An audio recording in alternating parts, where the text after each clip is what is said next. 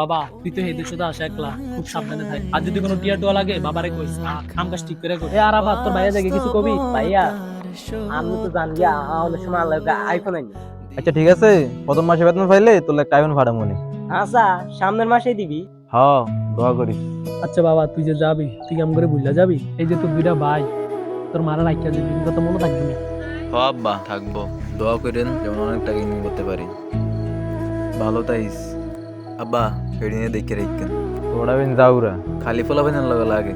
কান্দস কিতে আব্বা, গরিবের চোখে গিয়ার পানি মানা। তুই টাকাই কেমন করবি একটা সময়, মেয়েরা তোর পিছে লাইন ধরে রাখবে। ভাই তুই কান্দস কিতি, তুই কয় বছর হরে আইবি?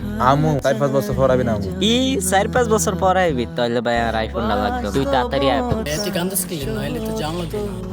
পড়ালেখা বাদ দিয়া বিরাট যাইতাছি, বড় হইলে বুঝবি। খারো ভাইয়া, তুই 5 বছর পরে আইবি আর আইফোনটা লাগবে না, তুই কবে আইবি তুই এটা? আয়া ফরমু।